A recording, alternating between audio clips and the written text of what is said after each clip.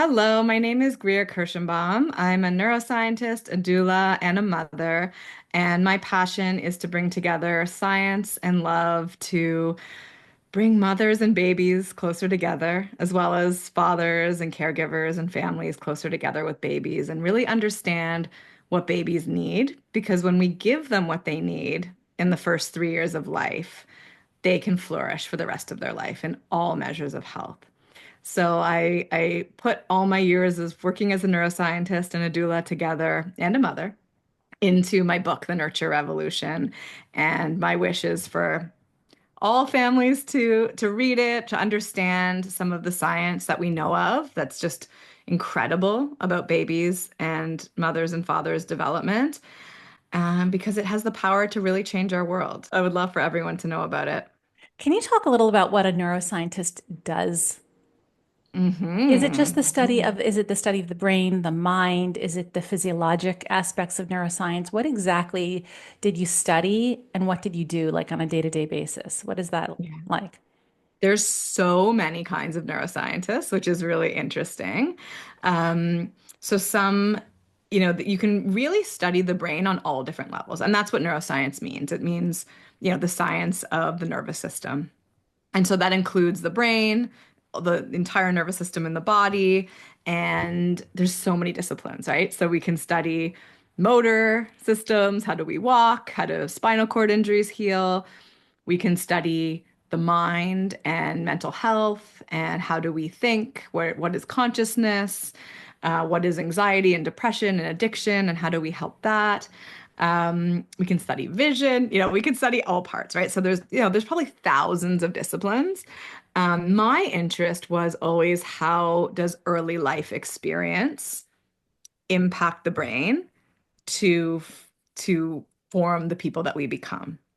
And so through my career, I studied that in all different ways. But my most interesting field was the mental health aspect. It's remarkable that how much of our brain is created in the first 3 years of life.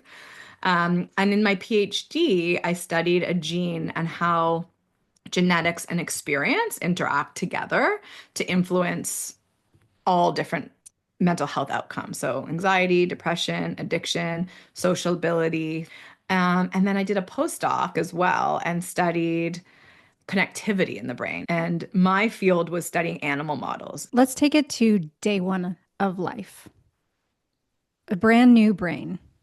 What is the first and most important thing for the brain on day one, the brain of a brand new Yeah. baby?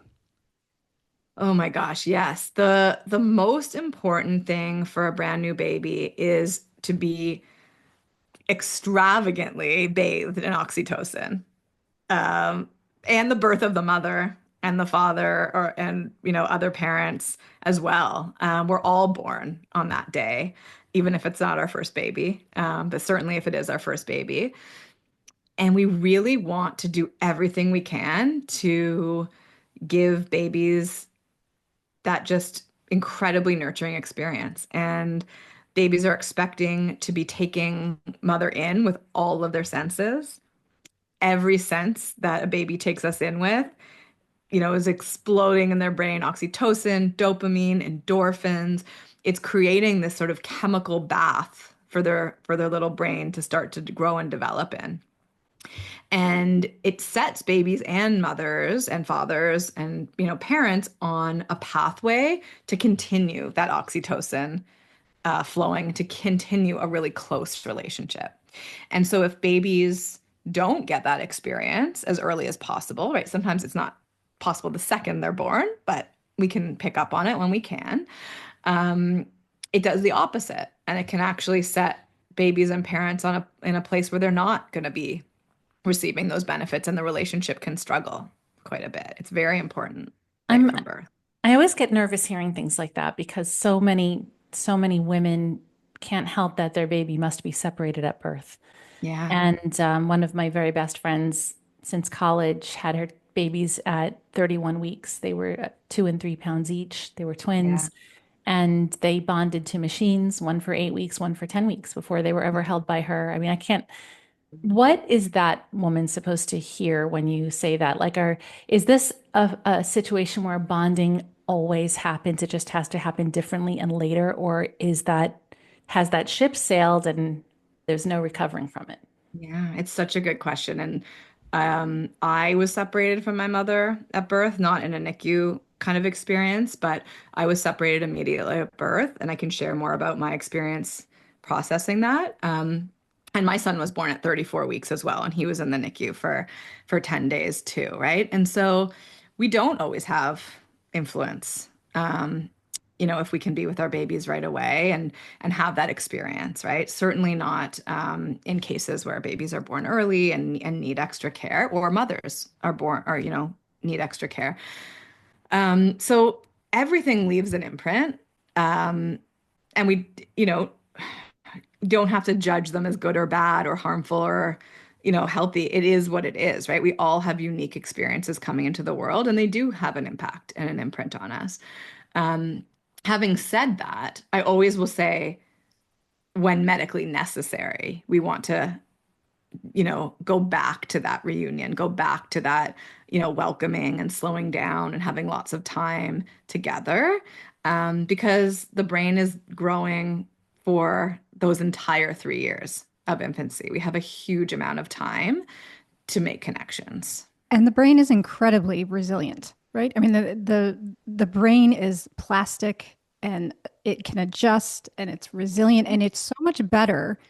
It's just so much better for a parent to know that they might need to do some extra work if Yeah, this happened than to not know at all. It's completely. painful for somebody who has that experience to think, oh my God, and I didn't know. I wish Yes. I would have known. And that's why we have to have these conversations. Absolutely. Like I would wish for all babies to be, held skin to skin for, as much as possible in the weeks and months postpartum, and, be really well responded to and have really sensitive care, but especially for our little ones who have been in the NICU or we've had separations. The other thing that parents really do need to know is best practice for babies who are in the NICU is actually zero separation. And it's not being done in many hospitals. It is being done in some. The restriction of moms and babies postpartum when they're in the NICU is actual abuse. It's so wrong. It's Yeah. so unhealthy for the mom and the baby. And I'm so happy to hear somebody with your kind of experience and knowledge talk about it because this is really has to change. The system Yes. has to change. Around the world, babies where they don't have NICUs are kept skin to skin with their parents and they thrive. From, Yes. 25 weeks on, they thrive. Those babies do better than babies who are separated in incubators or in NICUs. So, Yes. can you tell us a little bit about the brain and what's happening with oxytocin and all that with skin to skin and bonding Mhm. after birth? Yeah, absolutely. And for people who may experience this, you can look up Niles Bergman's research. He's done research showing that babies, as soon as if they can survive, they can breastfeed actually, and they, like you said, flourish being skin to skin, even if they have tubes and wires and everything. That is where they should be, right? And so we do need to change what's going on in a lot of hospitals. We need a Uh, revolution. We need we everything to totally We change. do. We absolutely need NICUs to be redesigned. Everything has to Yes. change. a Yes. complete And that's overhaul. it. It's expensive to redesign them. Like, where I gave birth to my son actually was it was like a network of hospitals in California. And they actually had other hospitals that were doing the proper rooming in, and where the mom and the baby were one patient. And I was absolutely a patient after my birth too. I still needed medical care. I needed to elevate my legs. I needed someone to help me eat and drink. And I was put on like a folding chair, basically, beside my son. And they were like, "Oh, we cared about you yesterday, but you're done." And it was terrible. It was terrible. And I was just like thinking at the time, I'm like, if I had just known, I knew my son was going to be born early. I placenta previa. If I had just someone had given me this advice, like, this is very likely going to happen, go pick that hospital where you're going to be treated properly because they will exist, right? So it's good for people to know. Um, but yeah, oxytocin, and there's a whole cascade, right, of just beautiful molecules and neurotransmitters that accompany this. Um, it's a really powerful cocktail for the brain for both babies and parents. So for babies, essentially, while we can deliver this the majority of their time through their life, 0 to 3 years, will shape all of the systems in their emotional brain where our mental health essentially resides, like the sort of the basis of our mental health. It will dramatically form these structures to be resilient, well equipped to handle stress, well equipped to handle all of the challenges in life, well equipped for social, great healthy social relationships and doing well in school and reading and everything that parents care about.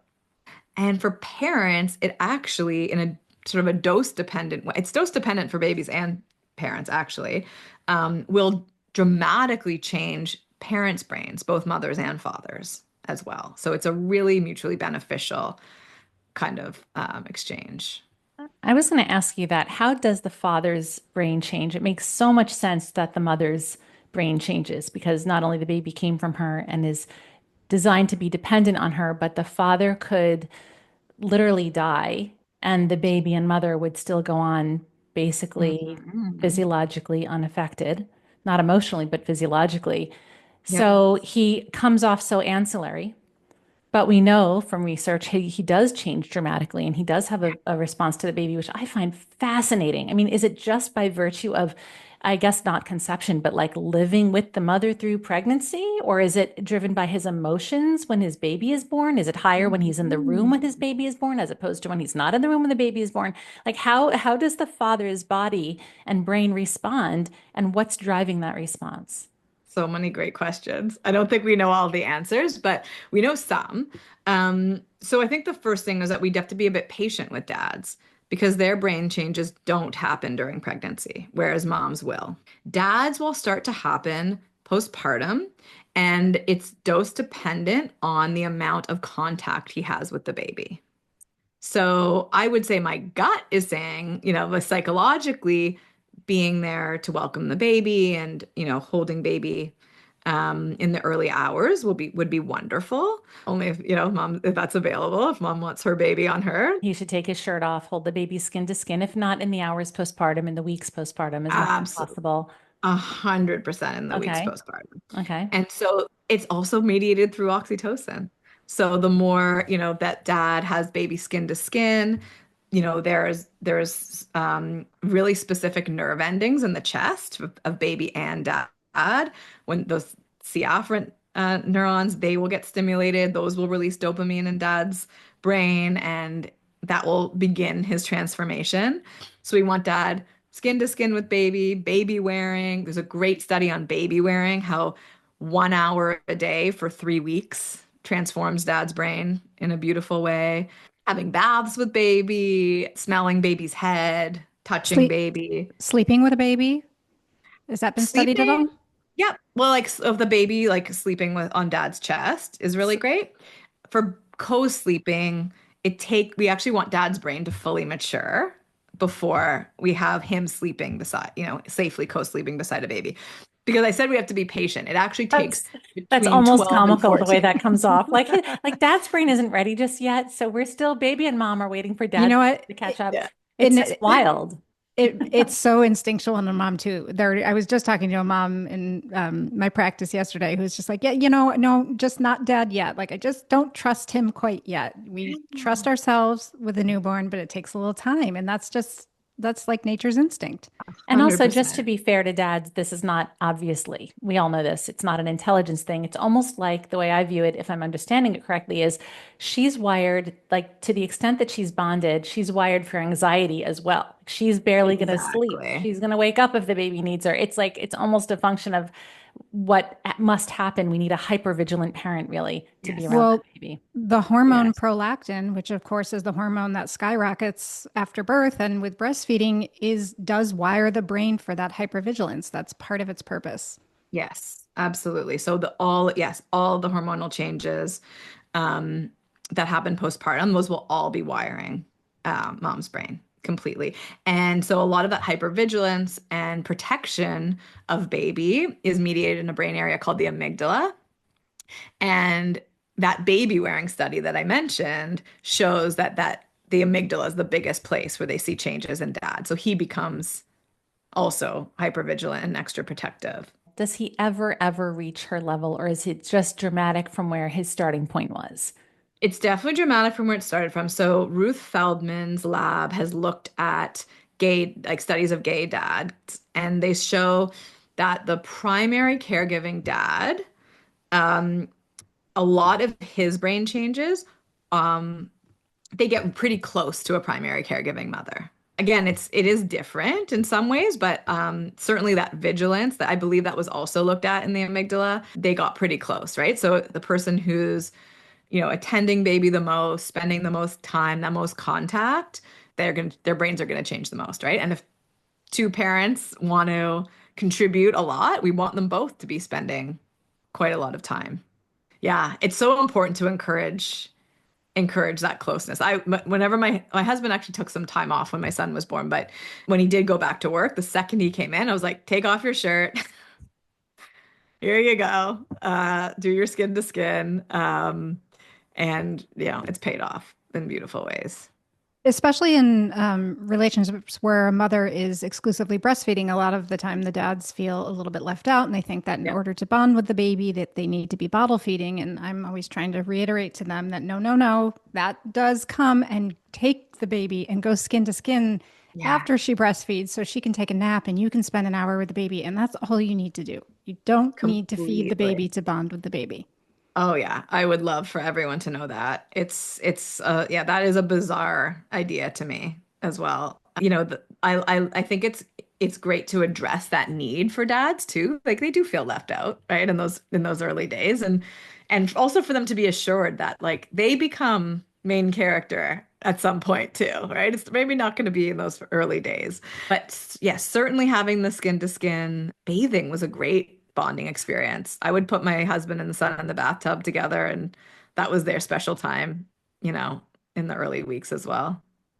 Greer, how did you yourself process your own separation from your mother at birth? Mhm. And what can mothers know about helping their children, their babies, their 1 year olds, their 10 year olds, their 20 year olds to Yeah. process if they were separated at birth? A lot of us were. I was separated, interestingly, to just make another point, scientific point. I was separated because I had low blood sugar when I was born.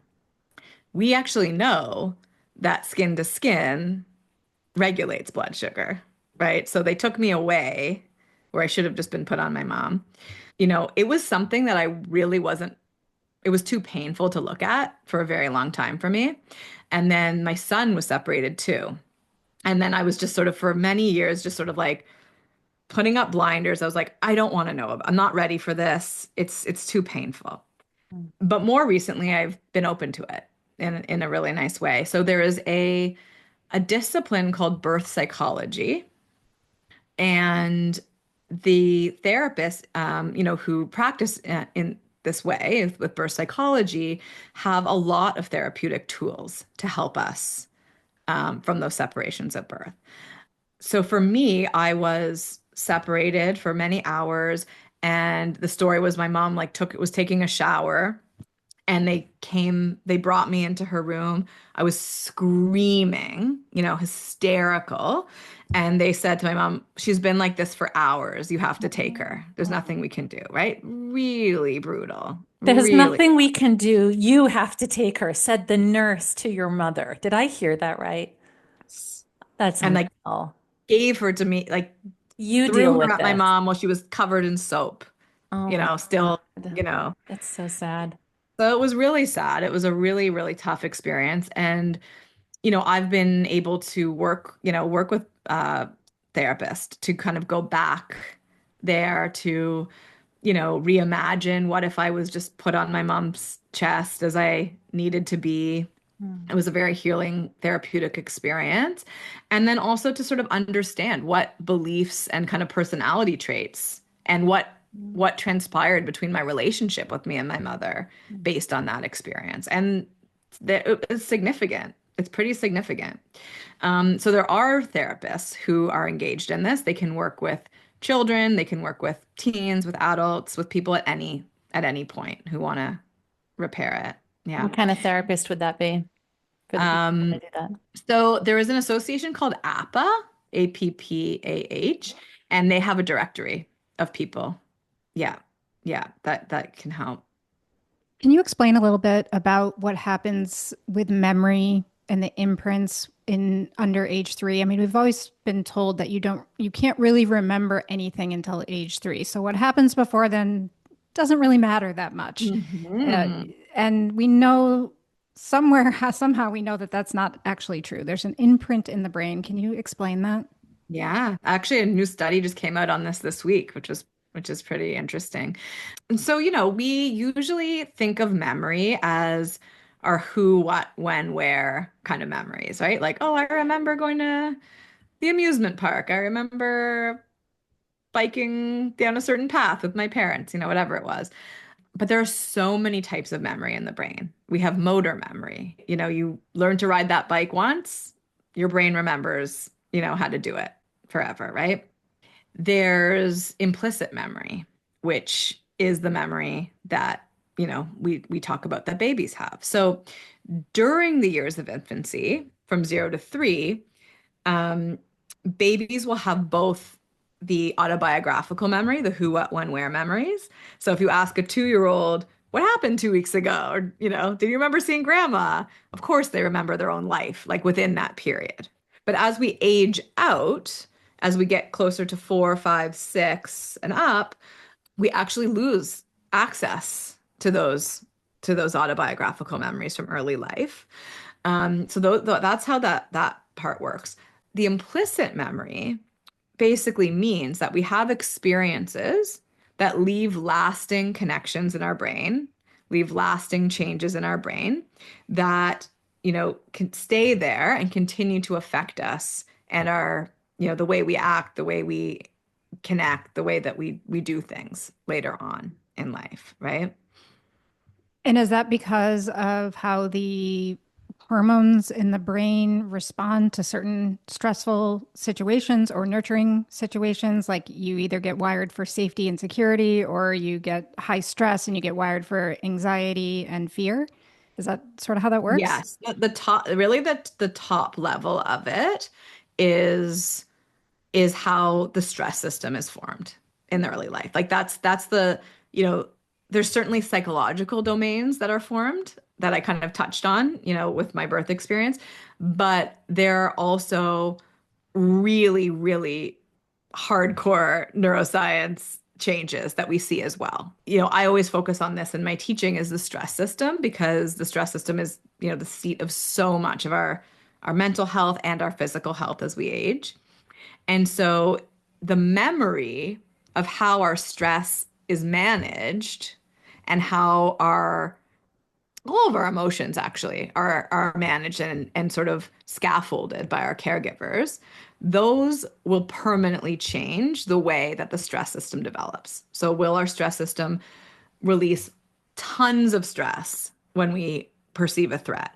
Or will it, and that could lead to mental health issues, physical health issues, wearing down the brain and body as we age? Or is it going to grow in a way where when we release stress, it's a good amount. It's just enough to respond to the threat and then bring us back down into a safety state.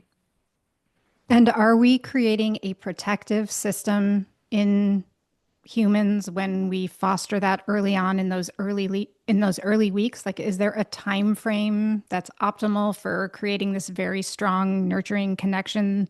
So if a 2.5-year-old has some really scary traumatic event, if they had this really strong sense of safety in the first 3 months of life, they're going to deal with that a lot better than a baby who may have been separated at birth. Is that true? Yeah. So I mean, it's for the first 3 years of life is when the brain is developing really, really rapidly.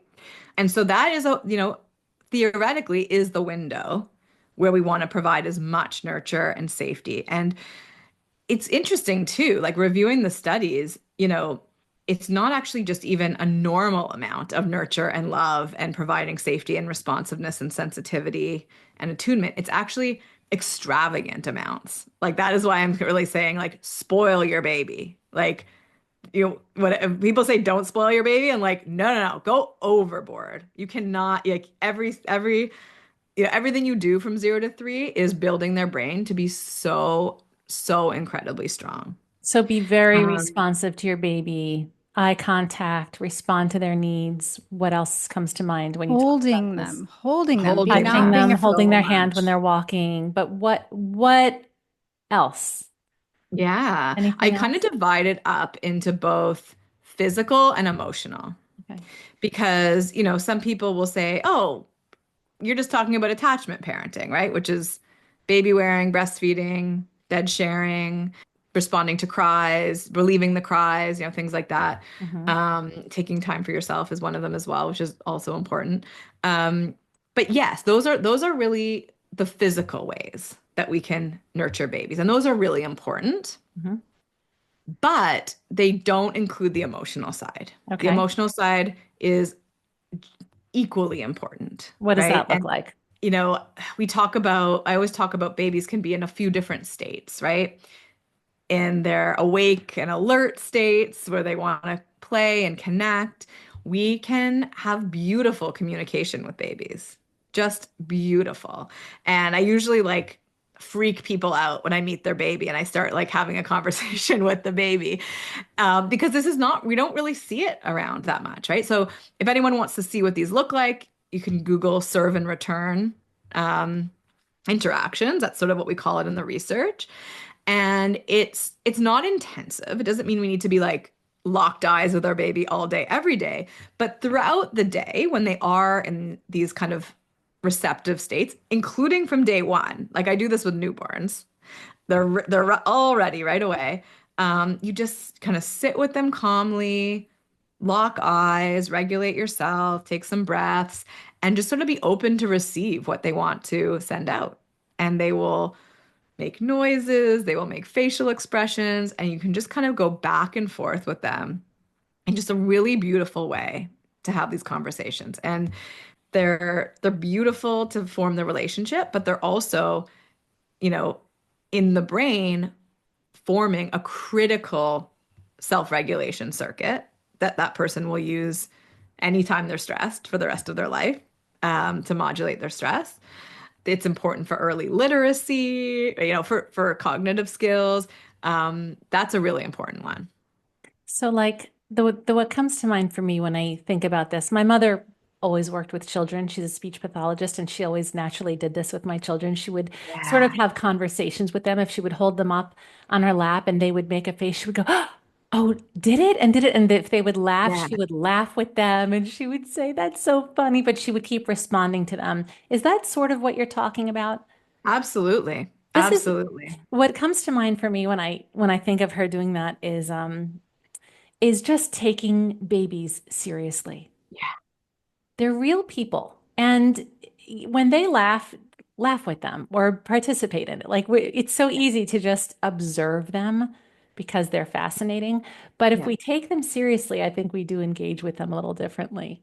That's what comes to mind. Completely. Completely. It's a huge eye opener for people, right? To know, you know, baby talk, basically, right? Like, how do we communicate with these little ones? Mhm. Why are parents so afraid that they're going to create spoiled children if they do this? I believe it is most parents' instinct to want Hmm. to do this, but they're very Yeah. afraid that if they hold their baby too much, if they go to their baby too soon, if they respond to their baby too often, that they're Yep. never going to have independent children. And Yep. I believe the exact opposite. And that's the rest of the emotional part of taking care of the baby is like, like you said, taking their emotions seriously. responding promptly when they need help. They can't regulate their stress on their own. Um, and to be fully accepting of them, not to be rejecting of them when they have certain emotions, right? This is, the seat of a lot of mental health struggles when we do this to babies. So why do parents worry? The seeds of worry were planted, at least in North America, starting with a doctor called Emmett Holt. He was essentially the first pediatrician in America, in the early 1900s. He wrote a book and he said, you're going to spoil your baby. Like he had very strict rules of baby care, like shut the door at 7 p.m., open it at 7 a.m. Don't kiss your babies. If you have to kiss them, do it once and quickly on the top of their head, right? I'd love to Have to meet his kiss them. children. Have to kiss them. I mean, Yeah. like, How do you not kiss them? I used to Yeah. kiss my children like 100 times a day. I was Yeah, constantly kissing them. When I'd carry them on my hip, I was like kissing them constantly on their cheeks. because that's natural and exactly. instinctual and the right thing Yeah. to do. Yeah. Yeah. And it's, again, beautiful for that oxytocin flow for everybody. It's connecting. And you're also sampling them so that your breast milk Yeah. makes the right antibodies to protect them, right? There's so many reasons that we need to be so intimate and close with our babies. Does this go into children who are, so basically hold them as much as possible, love them as much as possible. And when they're 10 years old, don't give them an iPhone and send them off into middle school. Like I think everyone has lost sight of what loving is versus spoiling. And we don't want self-indulgent young children, preteens. That really is going to change them in ways that everyone fears when they're babies and we're holding them all the time. But is Yes. there I don't know what how to describe this, but there's also, just to take this to the most contrarian position for a second, is there ever a time where children are, let's say, 7, 8, 9 years old? Is there ever a time parents are too indulgent, where the children go through a mildly challenging thing? Like, okay, we had a substitute teacher today and we didn't get to do story hour. And it's like, I bet that was really hard, huh? That must Mhm. have been a really hard day. I'm Yeah. I'm personally not a believer that that's very healthy either. I think we have to teach resiliency through a little bit of like, well, okay, well, you'll see your teacher soon enough and you'll have story hour. Like, am I Yeah. wrong about that? Or what is, you were You know, saying, yeah, I'm so what's the happy main you're bringing it up. I'm so happy you're bringing it up because even with the babies, Mhm. sometimes this message does get to a point where it's like, I have to inhibit, block any stress from happening to my baby, right? Really that kind of like what's been called like bulldozer parenting or helicopter parenting, intensive parenting kind of things, right? We actually need our babies and children to be stressed and to recover, right? They really need us, certainly in the certainly 0 to 3 and through their childhood to help them through these stressful experiences. What you mentioned is very mildly stressful. But yeah, I'll get to it. But parents are doing that. That's exactly what But parents are doing these and days. parents are afraid to say no, to have boundaries, to be teaching, and guiding the baby. And that's really important too, right? We can be the source of our baby's stress. And by saying no to things that are, do you want 10 cookies? Like, no, you can have one. And you can be so upset, but I'm in charge of your safety and health right now, and we're gonna have one. That's what your body can have, and I'm here for it, right? Like I'm here to help you, get through this feeling that you're having, right? And that goes for the older kids too. We need to believe them when they say something is stressful or, be curious about it. Um, but that's for them to go through And in a setting lot of ways. boundaries is actually a very loving thing to do. Setting boundaries is a very Yes. nurturing thing to do. Children test 100%. boundaries because they want to know how much you care. If Oh you yeah. just roll over, they'll keep It's pushing it. When anxious. you set boundaries, they're like, "Well, that they see that as love." I believe that. 100%. I noticed with my son, and I haven't seen this documented anywhere, but he would sort of get to a new level of ability, right? And then, he'd, grow 6 months or something, whatever it was. Like he was like whatever age, 3, let's say. And he can do more with his body, he can think in a different way. And then he would just have like a period of like pushing all the boundaries, right? And I feel like that's a really natural way to grow, where it's like, how far can I? Like, I can do more now. So, like, where is the line now? Right. And so we would have a few weeks of like lots of reminding, lots of boundary setting. And then he'd be good with those boundaries for a while. And then he'd get smarter and he'd get more physically able to do things. And he's like, can I use scissors now? Or like whatever it is. And it's like, let's figure out where our new boundaries are, which is a very healthy thing. And we do need to be in charge of our children. Like, we are their guides. We absolutely have to have healthy boundaries. It And makes that them does feel get lost safe. sometimes. Yeah, I It think it makes them feel safe. absolutely. Boundaries is what makes them feel safe. And when they feel They want to know safe, we're protecting them. that's right. And when they feel safe, they can feel calm and their nervous systems can be calm. And It's then, very dysregulating for babies and children to think that they're in charge. exactly. There's a beautiful book written by Donna Tartt called The Secret History. And the part that stuck with me after all these years, and the same part stuck with my mother, who also read the book, was this really powerful chapter about the son who's now, I think, in a prep school or college, his childhood. And you're reading about this sort of parents who they were negligent, they were just sort of there, and they weren't really looking at him at all. They kind of had their token child and were raising him. But the sentence was very powerful when he described something and ended it with, "Who is flying this plane?" And that Yeah. always stuck with me, that children need to know someone is flying this plane. Like they are, it's like what Trisha said, they view boundaries. How did you say that, Trisha? They view boundaries to test how much you love. Like they test boundaries to assess how To much you love just, them. I Yeah. mean, Are it you sounds sort of protecting? crazy to see That's a how great line. Yeah. it's it's like If they're being guardrails. protected, then they can feel free to explore, be curious, play. They don't need to be the hypervigilant one monitoring the safety and protection, right? That's one of the ways that we can spoil them, is with by protecting them in those ways. Yeah. I feel like parenting, I know that parenting styles moves through waves in Yeah. society and comes in trends. And I know that trend was, I don't know when that book was written, you referenced, but maybe the 50s, like don't spoil the child, because I know around my era, it was the grandparents who still saw things that way. And then as I was growing up in the 80s, like we're all very nostalgic for the 80s now. It was like go home, Yeah. be home by dinner, and riding our bikes all around town at 8 years old. We learned how to stop at stop signs and at stop lights, how to be safe around Mhm. the moving cars and navigate our way up and down hills to our friends' homes and other neighborhoods. And I'm very nostalgic for that. And then we had the generation of mothers, I think, starting in the 90s, who, play dates started to be appointments on the calendar for the first time ever in history. And I know we're all going to look back in a few decades and wonder where we were too extreme, where we might have gone wrong. And I can only guess that it might have been the hypervigilance.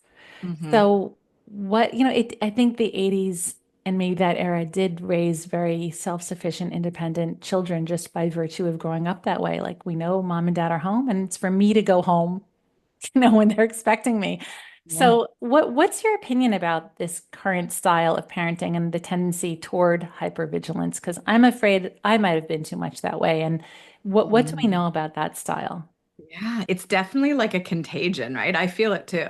I think I see my friends like giving their kids all this freedom who are just a little bit older than my son, and I'm like, oh, I could never, Trisha does I it could never do beautifully. I it. mean, I was once working late with Trisha. She called her son. Trisha North must have been 11 years old. And you said, go take your bike to the state park and go for a bike ride. You said something like that. And I just thought, oh my God, that's amazing that Yeah. she's that. So Yeah. some of the parents in town won't let their kids come to my house I was so impressed, Trisha. I because was they so go in the impressed. woods and they go and build a fire in the woods, or they go to the just walk off to the state park. And Just Yeah. the trust to say, go, leave. Like you were 30 minutes away from home and their car is on your street. You just go take your bike, go for a bike ride. So, Mhm. Greer, what were you going to say about that? Yeah, I think that sort of like idea is really out there and is like gonna impact all of the parents listening, right? It's a contagion, right? These kind of ideas. Um, but it is really important to trust that our kids go out when they need to go out and they come back, to us when they need us. And I think, what you've said touches on that, not giving that freedom, that exploration and curiosity. Like, I was, as you were saying that, Trisha, I was like, that sounds like a dream. And that's how I grew up too. I think there's a societal pressure that if you do something like that and something happens to your child, the judgment that's going to fall upon you is like, the wrath. It's just, you will Mhm. feel so, well, obviously you will feel so terrible about what happened to your child. Accidents happen. But then just the societal pressure that you did something that's not the norm, that what people are doing, then your child is missing out on all these opportunities to build their independence and their self-confidence. And yeah, there's a little bit of risk to it, but Yeah. the risk is way blown up in our heads compared to what the actual risk of something difficult happening or something bad happening. And the benefit of the child having that independent experience and building that skill and that confidence just way outweighs the risk to me most of the time. Yeah. And the other thing that I thought of when you mentioned it too was like the overscheduling of children, right? Because then it's like, well, we're not having free time, but you've got like some kind of extracurricular every single day after school and all weekend, which I'm seeing a lot Yeah. in people I know with older kids. And I'm like, when is your kid gonna just like have blue sky time? Like we need time to be bored and figure out something fun to do and to relax. And that kind of stuff is very, very important. Boredom is extremely important. I have a great example of that. This just happened to me this week. It was a very busy week, and my husband was in Canada, and I forgot to pick up my son from lacrosse practice. You forgot. I forgot. I just forgot. The time changed. The Right. practice changed at the last minute, and I thought it was in a half hour later. And he didn't actually have his phone on him. He had left his phone at home, which is, great, good for him. Hmm. And um, somehow I remembered and I went to pick him up, but I was 20 minutes late. And he was like, you know what? I had the best time. I didn't have my phone. Everybody was gone. And I just laid down in the grass and I looked up at the stars in the sky and I saw a shooting star. And Amazing. he's like, I'm so glad you were late. Don't feel bad. That's what it's about. Yeah. If he had his phone on him, he would have just been calling me, looking at his phone, going on TikTok, whatever. Instead, he laid down and saw a shooting star. Like kids Wow. need that. Yeah. Wow. And he Yeah. didn't feel scared. Greer, in your experience and all the work that you've done, what would you say is the biggest hurdle or the biggest resistance you see parents putting up against this nurturing concept? I think the idea that it's just so much harder can be a barrier, right? So people see, mothers breastfeeding for, you know, not, I don't like to say extended, but the natural term breastfeeding, breastfeeding up at least until 2 or 3, bed sharing, being really connected to your child, having your presence be there as much as you can, and things like this, feels like it's too much. But I always will say it is so worth it. And it's essentially front loading the work because when we are really, really present in those early years, our kids just do so well. These kids are like magic, sparkling little people that go out into the world. And, you've described your children. Sounds like they have these qualities. People spot these kids and they're like, what did you do with your child? My sister-in-law, like her school says to her, like, can you please have more children? Your children are incredible. And And when you so say that, we'll you don't just mean well behaved, right? Because that is how most other adults judge other That's people's true. children. Do you mean well That's true. behaved? Not just well behaved, right? Really like empathic, intuitive, that curious, exploratory, friendly, just yeah, wonderful little demeanor that these kids have. Like they're incredible. The other way, right, the really no low nurture path is actually setting parents up for way more work over the lifetime. Like there's huge incidents of developmental delays and motor delays and speech delays, all of these kinds of things. Even just sleep, which we haven't even talked about, right, can be, a lifelong pursuit if we're not nurturing in the first 3 years. So yes, I would say, yeah, it is probably a lot more but certainly worth it. And setting the whole family up for more joy and, positivity for the years to come. What advice do you have for all the women who return to work after a few months? Mhm. What Yeah. should they know? What kind of caregiving should they think about? I know it's ideal if they're home with their babies. We all know that, even if it's a major financial hit. But what if we're talking about a woman who actually cannot, either a single parent or whatever the case? Yep. What do they need to know? Yeah. They need to know that the time they do spend with their baby can still be really high quality time and can still have a huge impact on their baby. Absolutely does. There's research that stay-at-home moms from the 50s spent less time with their kids than working moms now. Wow. That's incredible. But I've seen Mad Men, so I believe it. Yes. Go watch television while she's lighting up a cigarette pregnant with their little sibling. Exactly. Wow. And so for moms who are going back to work, please know that it's not quantity, it's quality. And if you can make that really great quality time when you are with baby, you're doing a beautiful job. Your relationship with them is always going to be the most important relationship that they have.